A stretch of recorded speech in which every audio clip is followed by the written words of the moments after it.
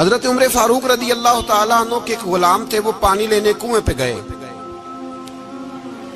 ادھر سے انصار میں سے، چونکہ حضرت عمر کے غلام مہاجر تھے، انصار میں سے ایک شخص پانی لینے پہلے سے آیا ہوا تھا.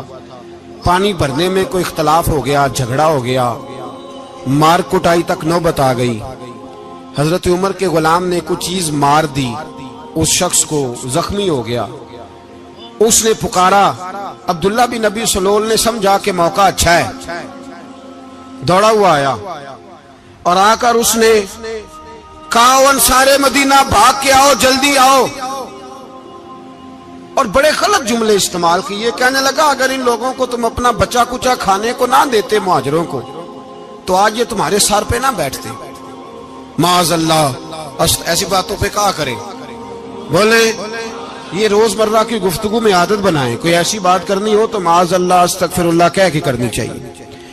اس نے کہا کہ معاذ اللہ اب ان کو بچا کچا نہ دیں تو یہ ہمارے سر پہ نہ بیٹھتے. شور کیا اس نے. ہمارے ہاں بھی سیانے بندے پنچایت کے لوگ وہ کہتے ہیں تو اس برادری کے بچے سے ہی مار کھا ہے، پتہ ہی نہیں چلا، جا اسے مار کے آ، سر پھاڑا، یہ کار پھوڑ دے اس کا سر اور دیکھ میں دیکھ لوں گا بعد میں جو ہوگا. یہ عقل مند لوگوں کے مشورے نہیں، یہ جاہل لوگوں کے مشورے. ناراض نہ ہونا، پر یہ نبی پاک صلی اللہ علیہ وسلم نے فرمایا ہے، حضور کا فرمان ہے. یہ کن لوگوں کا کام ہے؟ بول کے بتائیں، بول کے. پڑھے لکھے سیانے بندے اس طرح کے مشورے یہ بالکل نہیں دیتے، جاہلوں کا کام. پکارا، مہاجر سارے اکٹھے ہو گئے، انصار سارے آ گئے. اور جب انصار آئے تو مہاجرین کو بھی پکارا، مہاجر بھی آ گئے.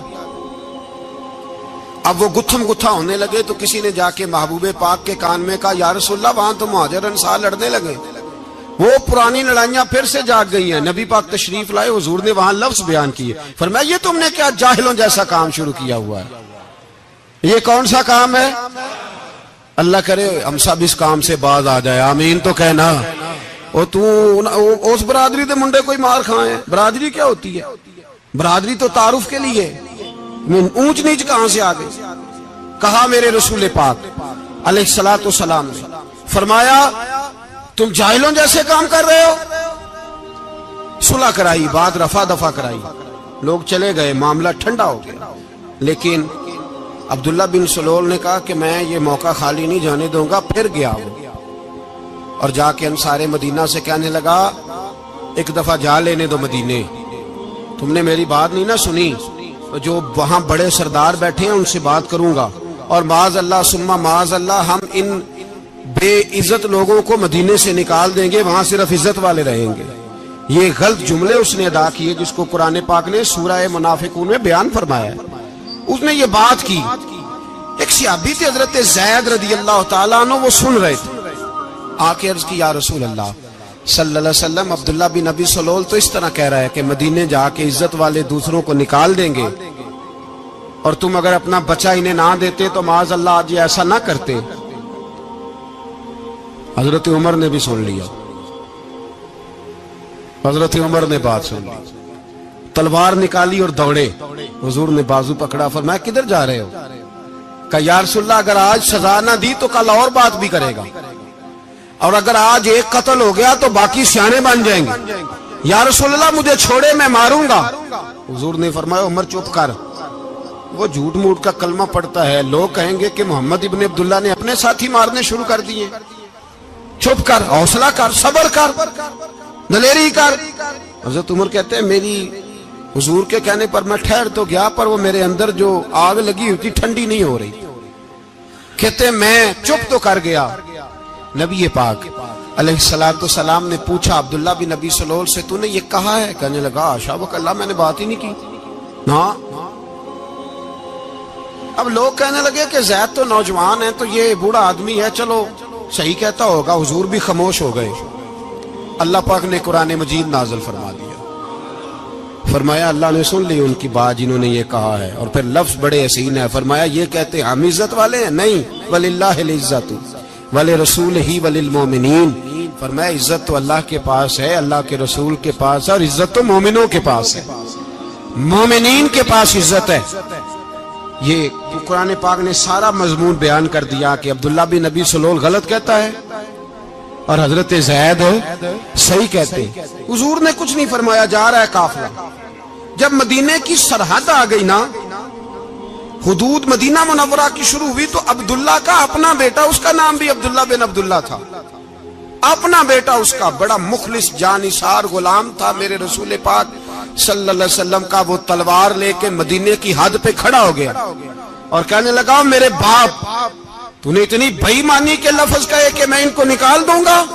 کہے اپنی زبان سے کہ میں ذلت والا ہوں، رسول پاک کو اللہ نے بڑی عزت عطا فرمائی، کہے ورنہ میں تیری گردن کاٹ دوں گا. بول. کہے حضور بھی عزت والے اور نبی پاک کے غلام بھی عزت. کہے اپنی زبان سے کہے میرے رب کا یہ فرمان ہے، وَرَفَعْنَا لَكَ ذِكْرَكَ، ابھی میں خود تیرے لیے تیری شانوں کو بلند فرما دوں گا. تو کہا تو دشمن ہو کے کہنے لگا میرے بیٹے مجھے معاف کر دے، مصطفیٰ تو بڑی عزتوں والے، ان کے غلام شانوں والے. جب بیٹا تلوار لے کے سامنے کھڑا ہوا، شہرت ہوئی.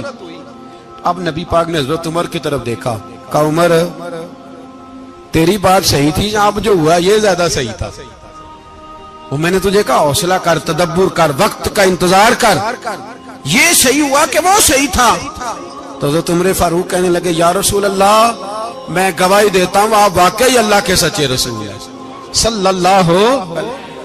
اتنی اچھی رائے. وقت فیصلہ کرتا ہے، تدبر سے چلے، دانائی سے چلے، علم پیدا کریں. بردباری، ہمیں کئی دفعہ سجدہ صاف کرنا پڑتا ہے، ہم جو کہتے ہیں بات اس کے الٹ نکل آتی ہے. ہم کسی شخص کے بارے میں کچھ تبصرہ کر بیٹھتے ہیں، کچھ عرصے کے بعد ہمیں پتہ چلتا ہے کہ وہ تو ایسا تھا ہی نہیں، ہم نے غلط بات کر. ہم بغیر تحقیق کے، بغیر تفتیش کے، حوصلہ نہ ہونے کی وجہ سے، صبر نہ ہونے کی وجہ سے ہم بہت سارے کام کر گزرتے ہیں، پھر ہمیں نقصان ہوتا ہے. اپنی زندگی میں حلم نہ چھوڑیں، حوصلہ نہ. لڑائیاں ہوتی ہیں نا گھروں میں، اس کی وجہ خامد ہوتا ہے، بیوی نہیں ہوتی. یہ بات گھر جا کے بتانا کہ آج انہوں نے کہا. لڑائی کی وجہ کون ہوتا ہے؟ نہ بولو تسی، پر میں تے آنکھ ہی چھڑے ہے، وہ تو ریکارڈ ہو گیا ہے. لڑائی کی وجہ کون ہے؟ جڑے باتیں لڑتے ہیں وہ کندے ہی نہیں پے. وجہ کون بنتا ہے جی؟ کیوں بلا؟ اس لیے کہ نبی پاک صلی اللہ علیہ وسلم نے فرمایا عورت کی عقل آدھی ہے تو تیری تو پوری ہے نا. جس کا مطلب ہے لڑائی اگر بچ سکتی تھی تو مرد کی وجہ سے بچ سکتی تھی، گھر میں امن ہو سکتا تھا. کہتے ہیں جی بڑی بیوقوف ہے، میری سنتی نہیں. تو میں نے کہا جو اس سے بحث کر رہا ہے وہ سیانا ہے؟ بولیں. جو بحث کر رہا ہے وہ عقل مند ہے؟ بندہ تو چلو تھا وہ دانشور شیکسپیئر، باتیں بعض اوقات اس کی کچھ ایسی ہیں. اس سے کسی نے پوچھا تھا عورتوں سے کون جیت سکتا ہے بحث میں، تو اس نے کہا تھا وہ جو ان سے بحث نہ کرے، جو ان سے بحث. تو بھائی تو وجہ اس لیے کہ حوصلہ تو نہیں کرنا تھا. نبی پاک علیہ السلام نے فرمایا بی بی ٹیڑھی لکڑی ہے، سیدھی کرنے کی کوشش کرو گے تو ٹوٹ جائے گی. سیدھی تو پھر کتنا بیوقوف ہے جو پتھر سے سر رگڑ رہا ہے، کتنا نادان ہے جو یہ حرکت کر رہا ہے، دریا میں چھلانگ لگا کے کہتا ہے ڈوبوں گا نہیں. تو بھائی حوصلہ پیدا کرے، علم پیدا کرے. بہت ساری ایسی باتیں کرے گی جس میں اشتعال آئے گا. فٹافٹ 3 لفظ طلاق کے دے دیے، اب بھاگا گیا مفتی صاحب کے پاس، اوہو 4 بچوں کا کیا بنے گا. اور یہ بات پکی ہے کہ بچوں کو صرف ان کی ماں ہی پال سکتی ہے، ان کی ماں. اور بات مجھے نہیں بھولتی، ایک شخص نے بیوی کو طلاق دے کے دوسری شادی کی. اس کا بیٹا تھا 10 سال کا. تو اس نے اپنے بیٹے سے کہا کہ بیٹے بتا پرانی اماں صحیح تھی یا یہ صحیح ہے؟ اس نے کہا نہیں ابا وہ تو جھوٹ بڑے بولتی تھی، یہ صحیح ہے. وہ جھوٹی تھی، وہ جھوٹ بڑے بولتی تھی میری سگی اماں، یہ سچ بولتی ہے. اس نے کہا وہ کیسے؟ کہنے لگا اس لیے کہ میں کوئی شرارت کرتا تھا تو میری سگی اماں مجھے تھپڑ مارتی تھی اور کہتی تھی تجھے روٹی نہیں دے رہی، جا دوڑ جا گھر سے. تو میں دوڑ جاتا تھا تو جھوٹ بولتی تھی نہیں دینی، پھر آدھے گھنٹے کے بعد مجھے ڈھونڈنے لگ جاتی تھی، ڈھونڈ کے لاتی تھی، پھر میری منت کرتی تھی، پھر مجھے کہتی تھی نہ مجھے ستایا کر. پھر میرا ماتھا چومتی تھی، پھر میری مرضی کا کھانا بنا کے دیتی تھی، پھر میرے منہ میں لقمے ڈالتی تھی۔ جھوٹی تھی، پہلے کہتی ہے نہیں دینی، پھر پیچھے بھاگتی ہے۔ یہ سچی ہے، میں شرارت کرتا ہوں تو تھپڑ مار کے نکالتی ہے، پھر میں منتیں کرتا ہوں پر روٹی نہیں دیتی، پیر پکڑتا ہوں نہیں دیتی، سچ بولتی ہے، اپنی بات پہ ڈٹ جاتی ہے۔ او بھائی، بچے اس کی ماں ہی پال سکتی ہے، تو نے 3 جملے کہتے سوچا ہی نہیں، تیرا کا گیا تو یہ تو نئی بیوی ملے گی، اور اس کا بھی کیا گیا، اس کو بھی شاید شوہر مل جائے۔ ان پھولوں کی پرورش صرف ان کا مالی کر سکتا ہے، دوسرا کر سکتا تو نے حوصلہ ہی نہیں کیا۔ ٹھیک ہے غلطی بی بی کی تھی، پر تو مرد تھا نا، تیرے پاس تو دلیری تھی، فٹافٹی 3 طلاق کے جملے کہہ دیے۔ اور میرے رسول پاک علیہ السلام نے فرمایا جائز کام بڑے ہیں، پر طلاق جائز تو ہے، پر میرے رب کو پسند نہیں، اللہ کو پسند۔ تو نے مالی بگا دیا جس نے تیرے گھر کا باغ سینچنا تھا۔ تو بھائی یہ حوصلہ نہیں، درجنوں طلاقیں، 20 کیس، اور ابھی وہ شادی کے پورے کپڑے نہیں پہنے تو طلاق پہلے۔ اس کی وجہ یہ کہ حوصلہ نہیں، صبر نہیں، رضا نہیں، ہم احساس نہیں کرتے۔ اگر تو یہ سمجھ جائے کہ بس اللہ نے جو میرے لیے بہتر سمجھا مجھے دے دیا، صحیح ہے، میری آزمائش ہے، کیا ہے، کچھ ہے جو اس نے بہتر سمجھا مجھے، اس نے، پھر تو سکھی ہو جائے، تیرے لیے جینا آسان ہو جائے، پھر تو بہت ساری پریشانیوں سے، آزمائشوں سے دور ہو جائے۔ میرے نبی پاک علیہ السلام نے ہمیں حوصلہ کرنے کا حکم دیا، دلیری۔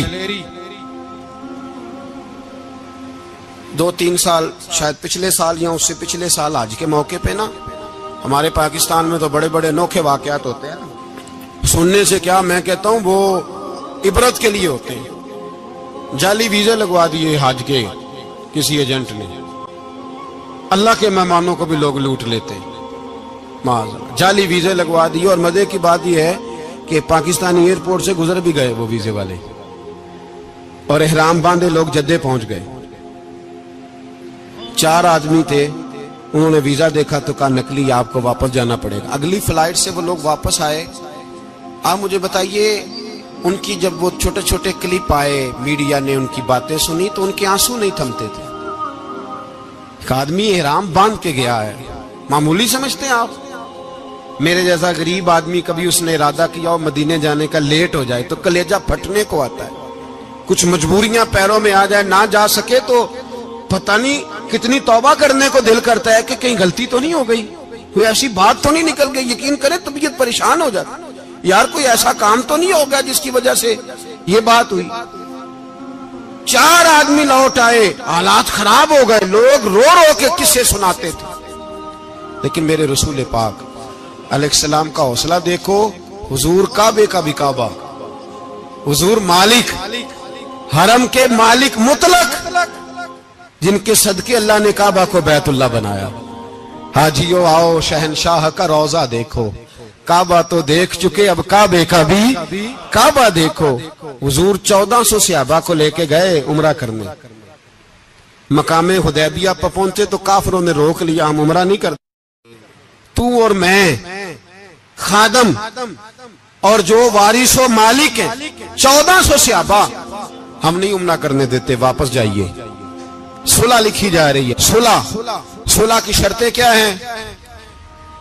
مکے سے کوئی آدمی غلطی سے بھی مدینے چلا گیا، مکے کا آدمی تو مسلمان اگر ان کے ظلم سے تنگ آ کے، مکی مسلمان کافروں کے ظلم سے تنگ آ کے مدینے چلا گیا تو مدینے والے واپس کریں گے، اور اگر مدینے سے کوئی شخص غلطی سے بھی مکے چلا گیا تو مکے والے واپس نہیں کریں گے۔ اتنی سخت شرائط، حضرت عمر غصے سے کانپنے لگے، صحابہ پریشان ہیں، پر میرے رسول پاک نے صبر دکھایا، حوصلہ، تدبر، یہ تدبیر ہے، صبر ایک بہترین تدبیر ہے، اگر کوئی اپنائے تو بہترین طریقہ ہے۔ حضور نے فرمایا ہمیں منظور ہے، صلح کرو، اور اتنا سخت حکم ہے، کہنے لگے 1400 احرام والے واپس جائیں، بعد میں آنا، اس وقت نہیں عمرہ کرنے دیں گے۔ میرے نبی پاک علیہ السلام، مجھے بتاؤ، مجھے اور آپ کو دکھ ہوتا ہے، تیاری ہو تو پروگرام رہ جائے، تو اگر احرام باندھا ہو اور اللہ کے رسول نے بندھوایا ہو تو حضور واپس لوٹنے لگے تو کتنی تکلیف کی بات ہے۔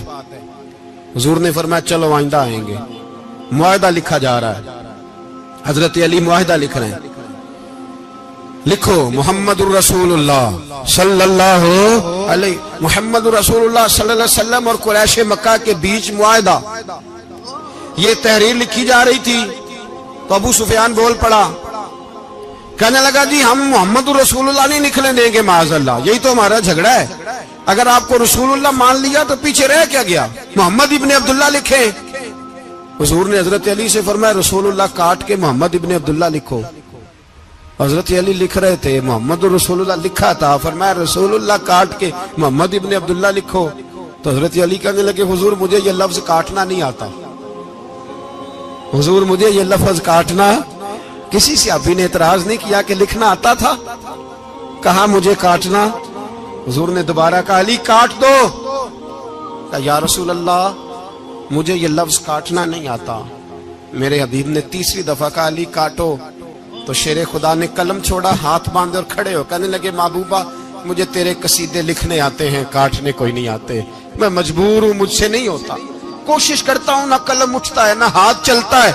मेरे हबीबे पाक ने कलम पकड़ा और लफ्ज रसूलुल्लाह खुद काट के मोहम्मद इब्ने अब्दुल्लाह कराया।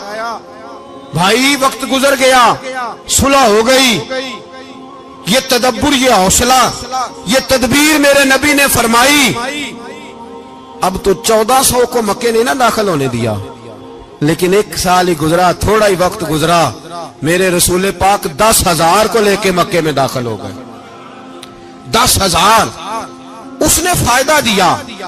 हिकमत क्या थी, तदब्बुर क्या था? कुरैश रोज लड़ाई करने आ जाते थे, तबलीग ही नहीं करने देते थे। उनसे सुलह हो गई तो नबी पाक ने कैसर को खत लिखा, कैसर रूम को, हिरकल को, दूर दराज तबलीग फैल गई, मुसलमान 1,00,000 से ज्यादा हो गए, उनकी तरफ से अब वो लड़ाई बंद हो गई।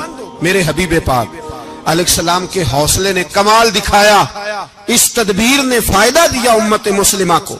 10,000 का लश्कर लेके हुजूर काबे में दाखिल हुए।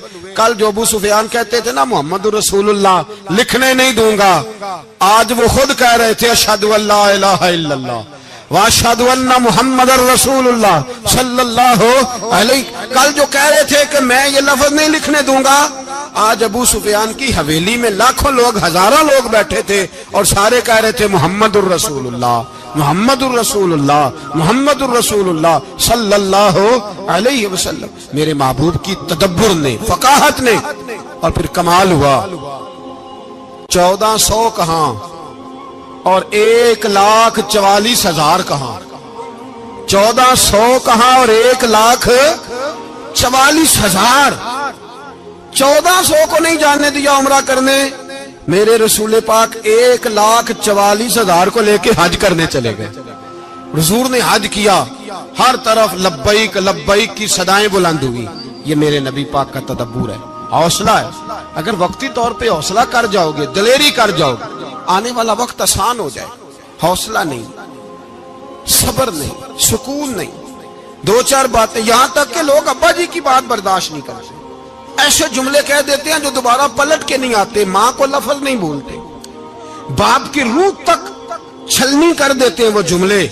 लेकिन लोग उस वक्त हौसला करने, और हम पंजाबी लोगों ने तो गुंजाइश ही बड़ी दे दी है, कहते बच्चा है जे एक ही है, एक वे हौसला करे की है माशाअल्लाह। तो अगर जवान हो गया तो कहते हैं गर्म खून है, मुका कब। अगर बूढ़ा हो गया तो कहते हैं बूढ़ों में हौसला नहीं होता, ना बच्चे में ना तो किस में हौसला होगा? बोले किसी में भी नहीं। छुट्टी, सबको फतवा मिल गया ना, ये बच्चा है जी, अभी ये तो बच्चा है, आप तो सियाने बियाने हैं, ये बच्चा है।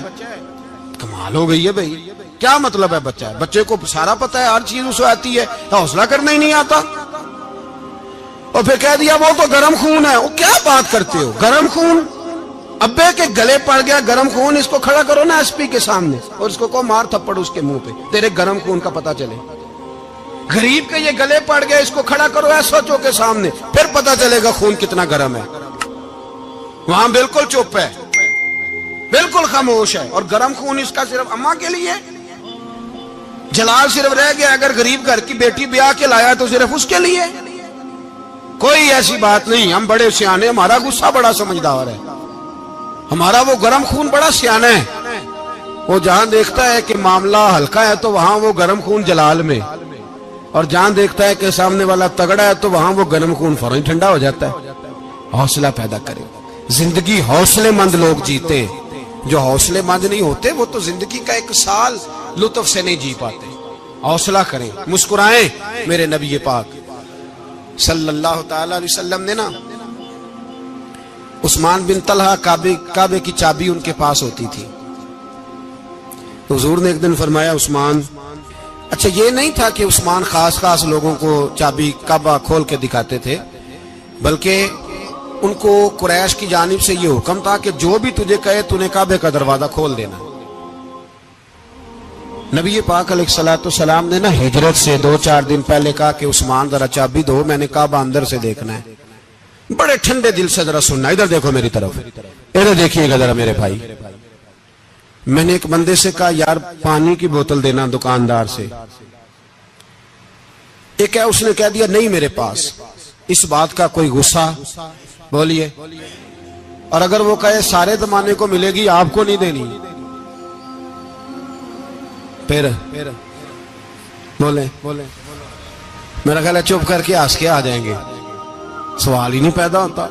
ہم کہیں گے مجھے نہیں نہ دینی، تو نے تو دکان اٹھا یہاں سے بند کاری سے، کیا مطلب ہے سب کو دینی ہے تجھے نہیں دینی، کیا معنی ہے اس کا؟ لے کے جاؤں گا، جھگڑا ہوگا، بحث کریں گے۔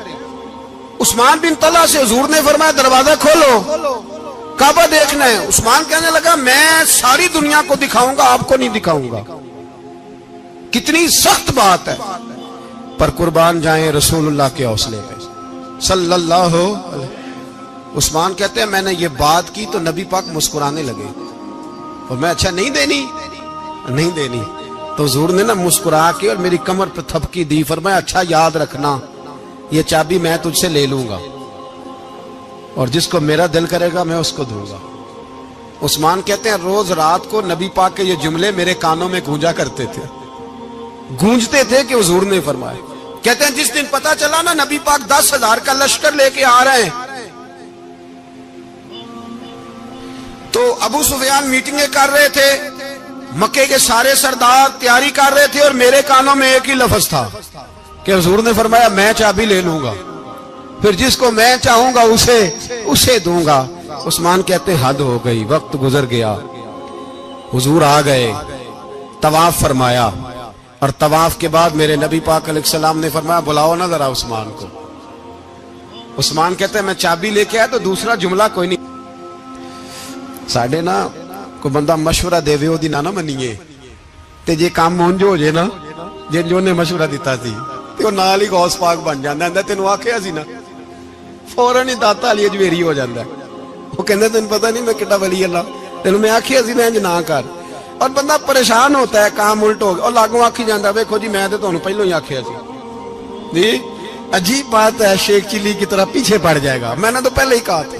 او بس کر یار، اب تو خواجہ معین الدین اجمیری ہو گیا، بس کرو۔ مشورہ ہی ہوتا ہے، کسی کا مل جاتا ہے اور کسی کا نہیں لیا جاتا۔ فوری طور پہ بندہ اٹھ کے نا تو ولایت کی 4تھی سیڑھی پہ چڑھ جائے گا، کہے گا میں تو اب دالے وقت ہوں، میں کتب دورہ ہوں، میں نے تجھے کہا نہیں تھا۔ اب بس کر یار، کئی دفعہ مشورے صحیح ہوتے ہیں، کئی دفعہ صحیح۔ بولیے نبی پاک صلی اللہ علیہ وسلم کی احد کے دن خواہش یہ تھی کہ اندر رہ کے لڑنا ہے۔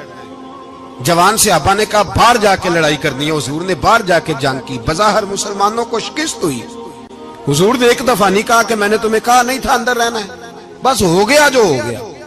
اب اس میں فٹافٹ اگلے کو حوصلہ دو، کوئی عرض نہیں یار۔ نبی پاک سب بولیے صلی اللہ علیہ وسلم، میرے حبیب پاک علیہ السلام نے نا کہا عثمان کو بلاؤ۔ عثمان آئے تو عثمان کہتے میں نے چابی دی تو میں تیار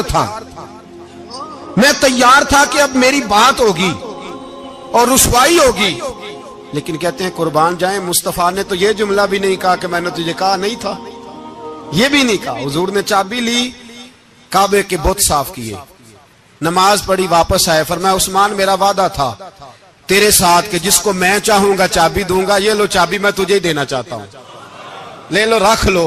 عثمان کہتے ہیں وہ چابی نہیں میرے طرف آ رہی تھی، میری طرف ایمان آ رہا تھا، وہ چابی نہیں آ رہی، ایمان آ رہا تھا میری جانب۔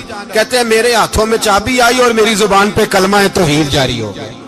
بھائی تدبر، حوصلہ، صبر، رضا، ہمیں تو ٹائم بھی نہیں گزارنا ہوتا. گھر کا ماحول، گھر کے اندر رہ کے لوگ دکھی ہیں، اس لیے کہ ہماری طبیعتوں میں حوصلہ نہیں، ایک منٹ کے لیے نہیں، ایک سیکنڈ کے لیے بھی ہم یہ برداشت نہیں کرتے کہ چلو تھوڑا انتظار کریں، وقت کو دیکھیں، موقع کو دیکھیں.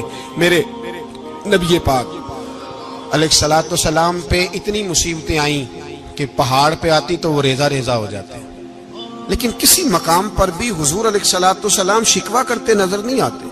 ہم غریبی کا رونا روتے ہیں، ہر چوتھا آدمی کہتا ہے بڑا غریب ہوں، لیکن میرے نبی پاک علیہ الصلوۃ والسلام نے چوتھے دن کھجور کھائی، سرکہ کھایا ہے اور موٹے بان کی چارپائی پہ آرام کیا ہے. حضرت عمر نے کہا حضور کتنی تکلیف ہے؟ فرمایا عمر کوئی تکلیف نہیں، تھوڑا سا تو وقت ہے، جنت میں جائیں گے، ساری نعمتیں اللہ نے ہمارے لیے تیار کی ہوئی ہے. راضی بالرضا، راضی بالرضا، کوئی کسی قسم کا مسئلہ نہیں.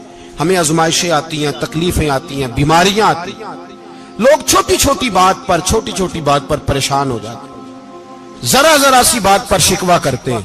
میرے رسول پاک علیہ السلام نے فرمایا جب میرا رب کسی کو بیمار کرتا ہے تو 2 فرشتوں کو بھیجتا ہے، جاؤ میرے بندے کی تیمارداری کر کے آؤ.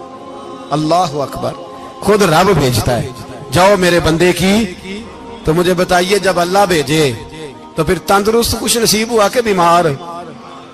جی تندرست پھر خوش نصیب کون ہوا؟ میرے نبی پاک صلی اللہ علیہ وسلم نے فرمایا رب 2 فرشتے بھیجتا ہے، فرماتا ہے پتہ کر کے آؤ میرے بندے کا اس کا کیا حال ہے، حالانکہ اللہ سارا ہی جانتا ہے. فرشتے آتے ہیں، واپس جاتے ہیں، رب کریم پوچھتے ہیں بتاؤ میرا بندہ کیا کہتا تھا؟ اللہ تجھے سارا ہی پتہ ہے، پر ہم سے پوچھتے تو بتا دیتے ہیں. وہ یہ کہتا تھا کہ میں اپنی رب کی رضا پہ بڑا ہی راضی ہوں، وہ تیری حمد کر رہا تھا، تیری تعریف کر رہا تھا، تیرا شکر کر رہا تھا، تیرے لیے کلمات حمد بیان کر رہا تھا. تو میرے نبی پاک علیہ السلام فرماتے ہیں، اللہ فرشتوں سے فرماتا ہے سنو پھر اگر میں اپنے بندے کو اس بیماری میں شفا دوں گا تو اس تندرستی سے زیادہ اچھی تندرستی دوں گا جو پہلے اسے عطا کی ہوئی تھی، پہلے سے اچھی صحت دوں گا. اور اگر اسے اس بیماری میں موت دوں گا تو پھر مرتے ہی اس کے لیے میں جنت کا فیصلہ فرما دوں گا. بھائی جب تو راضی بالرضا رہتا ہے، راضی بالرضا، بڑی سادی سی بات ہے بھائی. آپ گھر گئے روٹی مانگی تو اگر کسی نے کہا نا کہ اتنی تھکاوٹ ہے ٹائم پہ آیا کرے اس وقت، تو روٹی تو وہ بھی مل گئی اور اس میں لذت، وہ سکون نہیں، وہ سکون نہیں. میری اماں جی سالن پکا کے رکھ لیتی تھی تو روٹی جب بھی کوئی مانگتا تھا تو تازی بنا کے دیتی تھی، ان کی طبیعت تھی. تو میں اکثر ان سے کہتا کہ اماں جی پکا کے رکھ دیا کرو. کہتے تمہیں خوشی نہیں ہوتی جب تمہاری اماں تازی پکا کے دیتی ہے؟ خوشی ہوتی ہے، طبیعت میں خوشی ہوتی ہے. ان کا مزاج تھا، ذوق تھا، تو ہم سمجھتے تھے یار یہ بڑی سعادت کی بات. تو آپ گھر گئے رات کو تو گھر والوں سے کہا روٹی، تو فوراً اٹھے فوراً، اور انہوں نے کھانا تازہ بنایا اور ساتھ یہ بھی کہا باہر سے نہ کھایا کرے بندہ بیمار ہو جاتا ہے. کتنی ٹھنڈک پہنچتی ہے آدمی کے دل کو، سکون ملتا. تو بھائی بیماری تو آپ نے کاٹ لی، لیکن ساتھ کہو ہو بڑا بیمار ہوں، میں نے تو اتنے گناہ بھی نہیں کیے، ظلم بھی نہیں کیا، کسی کو کچھ بھی. اب بیماری تب بھی کٹ گئی، پر بڑی آزمائش، مریض ڈاکٹر کے گلے پڑ رہا ہے، اس کے لواحقین جھگڑے کر رہے ہیں، بیماری وہ بھی کٹ گئی. اور ایک بیمار وہ ہے جو چارپائی پہ لیٹا ہے اور کہتا ہے جس طرح میرا اللہ راضی اسی طرح میں بھی راضی. تو بیماری اس کی بھی کٹ گئی. حضرت یونس علی نبینا علیہ الصلوۃ والسلام نے ایک دن حضرت جبریل امین ملنے آئے تو جناب یونس علیہ السلام کہنے لگے اے جبریل، اللہ کے نیک بندوں میں جو اللہ کو اس وقت سب سے زیادہ پسند ہے نبیوں کے بعد، توجہ کرنا بات کا، جو سب سے زیادہ اللہ کو پسند ہے نبیوں کے بعد ولیوں میں، اور سب سے زیادہ اللہ جس کو اللہ کی بارگاہ میں عبادت گزار لکھا جاتا ہے، میری اس بندے سے ملاقات کرا. تو حضرت جبریل نے جناب یونس علیہ السلام کو ساتھ لیا تو ایک شخص کے پاس پہنچے جو آنکھوں سے اندھا تھا، دونوں ہاتھ اس کے سلامت نہیں تھے اور پورے جسم میں پیپ جاری تھی، ریشہ تھا. جب جا کے السلام علیکم کہا نا حضرت یونس نے، اس نے وعلیکم السلام کے بعد پہلا لفظ پتہ کیا کہا؟ اس نے کہا یا اللہ تیرا شکر ہے، یا اللہ تیرا آپ بھی ادا کریں اللہ کا شکر، یا اللہ تیرا شکر ہے۔ تو حضرت یونس علیہ السلام کہنے لگے تو شروع سے اس طرح کا ہے، نابینا بھی اور ہاتھوں سے معذور بھی اور سارا جسم شروع سے؟ تو بڑے ہی خوبصورت لفظ اس بیمار نے کہے، کہنے لگے نہیں حضور میں بالکل ٹھیک ٹھاک تھا، جب تک میرے رب نے چاہا کہ یہ دنیا کو دیکھے تو تب تک اس نے مجھے آنکھیں دیں، اور جب اس نے چاہا کہ اب اس کا دیکھنا بہتر نہیں تو اس نے واپس لے لی۔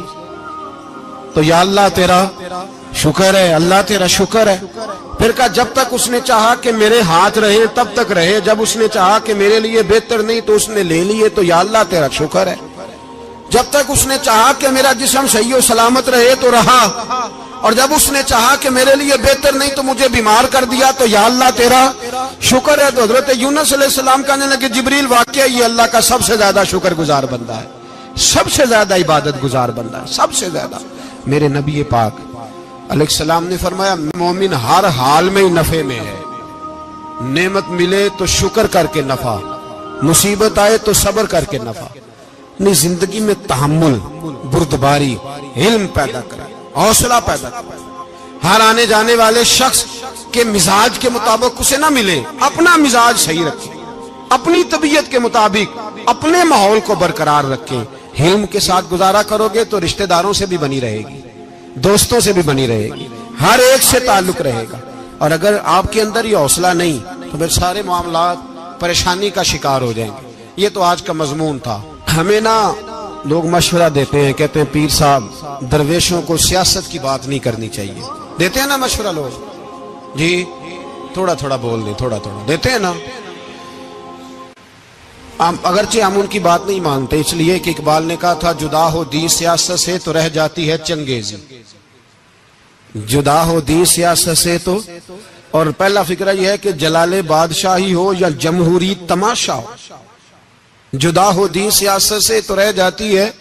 اس نے کہا جب سیاست اور دین علیحدہ علیحدہ ہوتے ہیں تو چنگیز خان اور ہلاکو خان پیدا ہوتے ہیں۔ سیاست جب تک مسجد کے اندر رہتی ہے تب تک پاک صاف رہتی ہے، وہ گندی ہوتی تب ہے جب مسجد سے نکل جاتی ہے۔ حضرت علی کے زمانے تک مسجد میں رہی، پاک صاف رہی، یزید باہر لے گیا تو گندی ہو گئی، حضرت عمر بن عبدالعزیز دوبارہ مسجد میں لے آئے تو پھر پاک ہو گئی۔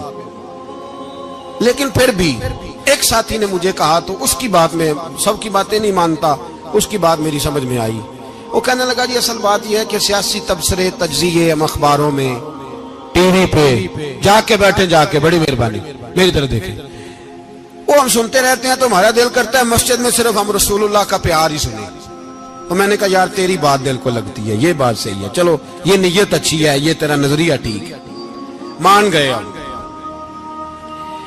میں چلا گیا دکاندار کے پاس اور میں نے اس کو جا کے کہا کہ گاڑی کا انجن کھولو، اس طرح کرو اس طرح۔ اس نے کہا مولانا آپ جا کے نا گھر تو فقہ کی کتاب کھولیں، اس لیے کہ گاڑی کے انجن کے بارے میں آپ کو معلومات، یہاں اگر آپ نے یہ کام کرنا ہے تو اس کو پڑھیں، کسی استاد کے پاس ورکشاپ پہ آئیں، آپ کے ہاتھوں کو، منہ کو، چہرے کو مٹی لگے، دھواں لگے، گریس لگے، پھر آپ کو پتہ چلے گا انجن کیسے کھلتا ہے۔ صحیح کہہ رہا ہوں؟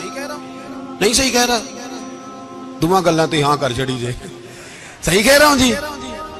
اگر مولوی کو اجازت نہیں سیاست کی بات کرنے کی، اور مولوی کو اجازت نہیں کہ انجن کی بات کرے، تو سیاستدان کو اجازت ہے دین کی بات کرنے کی؟ یہاں تو وہ آئے نا مدرسے میں پڑھے، پورا دین حاصل کرے، پھر وہ بولے تو پھر تو ٹھیک ہو گیا۔ لیکن جب اسے سورۃ اخلاص بھی سیدھی نہیں آتی تو فتوے دینے کی اس کو ضرورت ہے کوئی؟ بولے نا یار کیوں چھیڑتے ہیں سیاست؟ ہم نہ پچھلے جمعے جلوس نکالنا چاہ رہے تھے ختم نبوت کی ترمیم کے حوالے سے، حکومت وقت نے کہا کہ ہم واپس لیتے ہیں، تو میرے بہت سارے دوستوں نے کہا جی نکالنا چاہیے، انہوں نے کیا کیوں؟ میں نے کہا یار لوگوں کو بھی پریشان نہیں کرنا چاہتے، ہماری اپنی سڑکیں ہیں، کسی کو بس ٹھیک ہے، انہوں نے واپس لے لی تو بات ختم ہو گئی، ہم مان گئے، تسلیم کر لیا۔ اتنا ہمارا مطالبہ ہے کہ اس آدمی کو ضرور سزا دو جس نے یہ ترمیم کی ہے، لیکن ہم نہیں کرتے، کوئی نہیں نکلے، نہیں نہ نکلے بولے ہیں۔ تو وزیر قانون صاحب کو کیا مصیبت بنی ہوئی ہے نیا فتویٰ دینے کی؟ کہ ہے کوئی شوق انہیں دینا چاہیے فتویٰ؟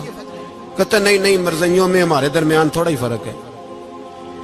مجھے یوں لگتا ہے کہ یہ جان بوجھ کر کوئی نہ کوئی ایسی شرارت کرتے ہیں جس سے لوگ اشتعال میں رہیں، جان بوجھ۔ حلم، حوصلہ، صبر ذات کے بارے میں تو ہے، لیکن اگر کوئی رسول پاک کی بے ادبی کرے تو پھر حوصلے کی بات ہے ہی نہیں، پھر تو جہاد کی بات ہے۔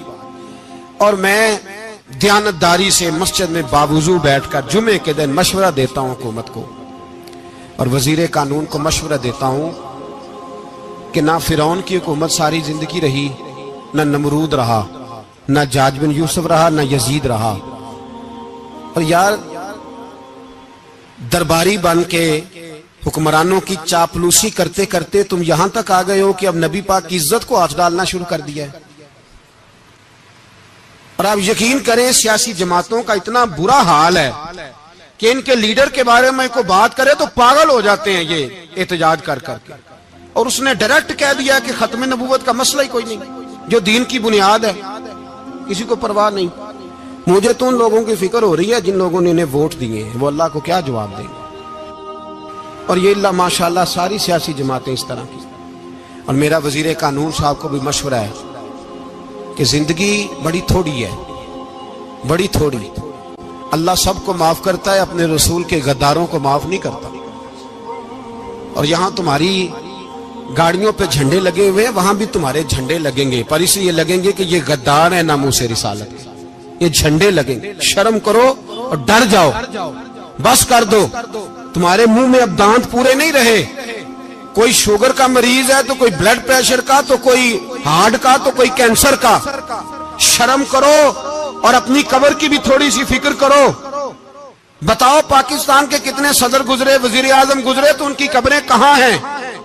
کوئی جاتا ہے ان کی قبروں پہ؟ کسی کو خبر ہے؟ کیوں اپنے لیے جہنم کٹھی کرتے؟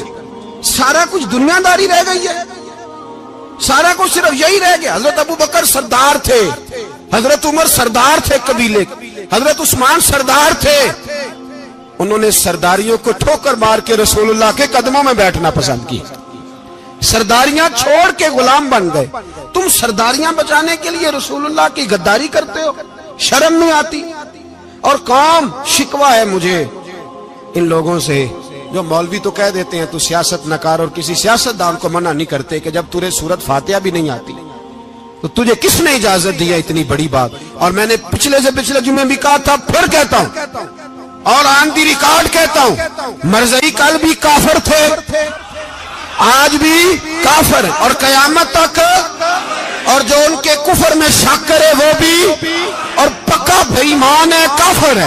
وہ وزیر قانون ہو یا صوبائی ہو یا وفاقی ہو، من شک فی کفر ہی فقط کفر، جو مرزائی کے کفر میں شک کرے وہ بھی کافر ہے۔ ہمارے رسول آخری رسول ہے، ہم کسی کو یہ اجازت نہیں دیں گے کہ وہ ختم نبوت میں رکھڑا ڈالنے کی کوشش کرے، ہم کسی کو یہ اجازت ہے۔ اور تم نے قوم کو لوٹا، لوٹتے رہو، اب ایمان پہ ڈاکے تو نہ ڈالو۔ تمہیں دولت لوٹ کے پیٹ نہیں بھرا، اب ایمان لوٹنا شروع کر لیا ہے۔ تمہارا فیکٹریاں لوٹ کر، قومی خزانہ لوٹ کر پیٹ نہیں بھرا، بھائی مانو اب دین بیچ کر اپنی حکومتیں پکی کرو گے۔ اور وہ لوگ بھی تیار ہو جائیں جو ان بھائی مانوں کو منتخب کرتے ہیں، ان سے بھی سوال کرے گا ختم نبوت کا موضوع قیامت کے دن کہ تم بتاؤ، ان کو سپورٹ کرتے تھے جو رسول اللہ صلی اللہ علیہ وسلم کے بعد بھی کسی نبی کو نبی ماننا درست جانتے تھے۔ شرم آنی چاہیے، خیال ہونا چاہیے۔ اور میں نے کہا کہ ہمارا دل نہیں چاہتا، آپ یقین کریں، ہمیں شوق ہے جلوس نکالنے کا، تمہارے خلاف باتیں کرنے کا۔ تم نے روز تھرمامیٹر نکالا ہوتا ہے، چیک کرتے ہو کہ ایمان کتنا ہے کتنا نہیں ہے۔ یہ پاکستان اگر صوبہ سندھ ہے تو وہ حضرت عبداللہ شاہ غازی کا ہے، اگر بلوچستان ہے تو حضرت بابا عبد الرحمان کا ہے، اور اگر پشاور ہے تو وہ صوفیاء کا ہے، اور اگر یہ دھرتی پنجاب ہے تو یہ داتا علی اجویری کی ہے، یہ بابا فرید الدین کی ہے۔ اس میں کسی غدار کو قبضہ کرنے کی اجازت بالکل نہیں ملے گی۔ اور ہم وہ لوگ بھی نہیں جو چپ کر کے اندر سوتے رہیں، قوم جو کرتی ہے کرتی رہے، ہمیں پرواہ نہیں، نہ ایسی کوئی بات نہیں۔ کوئی بندہ نہ سمجھے کہ انہیں ہوش نہیں، انہیں پتہ نہیں، ہمیں سارا کچھ ہی آتا ہے۔ پھر اگر کل کو کوئی ممتاز قادری پیدا ہو گیا تو شکوہ نہ کرنا، کل کو کوئی پھر سے آمر چیمہ نکل آیا تو شکایت نہ کرنا، یاد رکھنا۔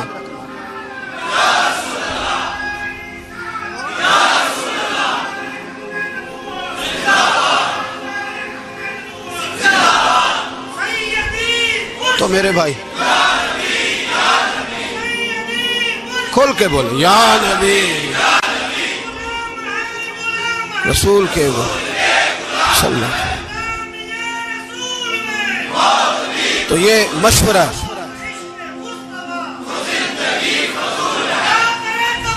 جزاک اللہ، تو یہ تمہیں مشورہ ہے۔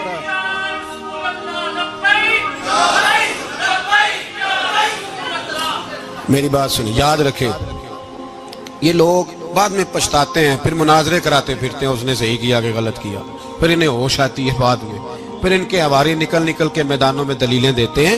اس لیے ہمارا مشورہ ہے انہیں کہ یہ اپنی حد میں رہیں، اور جو کام تمہارے ذمہ، میں نے کہا نا تم نے بڑا لوٹا، یہ قوم روز تمہیں موقع دیتی ہے لوٹنے کا، یہ موقع دیتی ہے، تو تم نے دولت لوٹ کے پیٹ نہیں بھرے، اب ایمان لوٹنے کے چکر میں آ گئے ہو۔ یاد رکھو مسلمان گناہگار ہیں، غدار نہیں ہیں۔ تمہیں دولت لوٹنے کا تو شاید موقع مل گیا ہے، پر ایمان لوٹنے کا موقع نہیں ملے گا، تو اس لیے اس کو لگام دو۔ اور ویسے بھی کتا جو پالتو ہوتا ہے نا، اس کو گھر کے اندر سنگلی سے باندھ کے رکھنا چاہیے۔ یہ تمہارے بوٹ چاٹتے ہیں، بھونکتے ہیں، تمہارے حق میں وزارتیں لیتے ہیں، ہم نے تو کوئی وزارت نہیں لی تم سے، اور نہ ہمیں شوق ہے اس لیے کہ ممبری کیا کرنی ہے جس کو ممبر رسول عطا کر دیا جائے، اس نے کیا کرنی ہے یہ ممبریاں جس کو پکا پکا ممبر رسول دے دیا جائے، تو اس لیے اس سے باہر آؤ۔ میں نے کہا بڑے بڑے نمرود، فرعون، قارون دفن ہے، تمہارا بھی نام تک نہیں ہوگا، بالکل نام نہیں ہوگا۔ اس لیے ہمارا مشورہ، اور آپ لوگ بھی آئیں نا یہ اگلے سال، تو ان کو کھڑا کر کے پوچھ لینا، اسلامی جمہوریہ پاکستان کا تم نے ایم پی ایم نے بننا ہے، پہلا کلمہ ہی صحیح سنا دو، چلو خدا کا واسطہ یہی بتا دو کہ تمہیں نماز بھی ڈھب سے آتی ہے کہ نہیں، اور آپ کی موج ہے، آپ بٹھا لیتے ہیں سر پہ، کیا کریں، سمجھانے والے مفت گناہگار ہو گئے اور بہکانے والے سب تمہارے یار ہو گئے۔ اس لیے یہ چھیڑتے ہیں جان بوجھ کے، اور پھر جب کوئی ممتاز قادری علیہ رحمہ پیدا ہوتے ہیں پھر انہیں دشواری ہوتی ہے، پھر ان کا جینا مشکل ہو جاتا ہے، یہ موقع دیتے ہیں، پتہ نہیں کس کے ایجنڈے پہ عمل کر رہے ہیں۔ میرا سوال یہ ہے، میں نے پچھلے جمعے پھر میرا سوال ہے کہ میں پوچھتا ہوں اس آدمی کو ضرورت کیا ہے ختم نبوت پر بات کرنے، جب امت مسلمہ کے متفق کا فیصلہ ہے کہ مرزائی کافر، اسمبلی نے بل پاس کر دیا کہ مرزائی، ان کو اقلیت قرار دے دیا، اور جب سے وہ اقلیت بنے نہ ہم نے ان کی عبادت گاہ جلائی، نہ ہم نے ان کو قبروں سے نکالا، نہ ہم نے، بس ٹھیک ہے جیسے عیسائی رہتے ہیں، یہودی سے کس ملک میں رہتے ہیں وہ بھی رہیں، اقلیت بن کے رہے، کوئی اعتراض، پر تم انہیں کھینچ کھونچ کے کیوں قریب کرتے ہو، تمہارا کیا یارانہ ہے ان کے ساتھ، بتاؤ تو صحیح۔ ان لوگوں سے ان کو چاہیے اپنے منہ میں لگام ڈالیں، اور اگر نہیں ڈالیں گے پھر انشاءاللہ ڈالی جائے گی، اور بڑی تگڑی ڈلے گی، اور پھر ایسی ڈلے گی ایسی ڈلے گی۔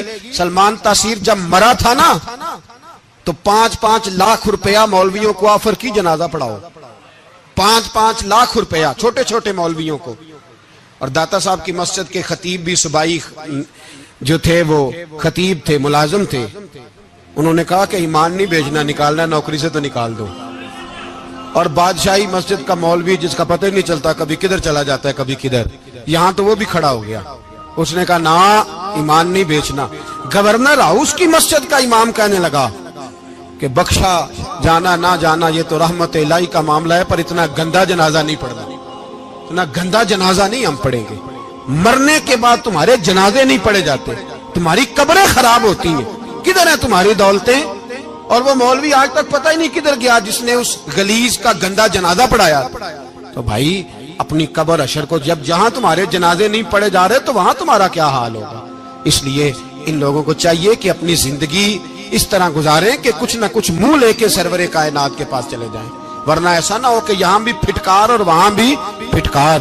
اس لیے ہمارا مطالبہ ہے حکومت سے کہ شرم کرو، اور ایسے بھائی مانوں کو، کالے ناگ جو تم نے بھرتی کی ہوئے ان کو نکالو، اور اگر تعریفیں کروانی ہو، تلوے چٹوانے ہو تو اندر کمروں میں ان سے چٹوا لیا کرو، ان سے کہو کہ یہاں ہماری نوکری کرو، باہر نکل کے رسول اللہ صلی اللہ علیہ وسلم کے دین کے بارے میں گفتگو نہ کرو، اس لیے کہ اللہ تبارک و تعالیٰ نے اس دین کے اندر بڑا حسن اور بڑا جذبہ رکھا ہوا ہے، بڑا وقار ہے۔ ہمارا مطالبہ ہے حکومت سے کہ ختم نبوت کے مسئلے پر کوئی سیاستدان گفتگو نہ کرے۔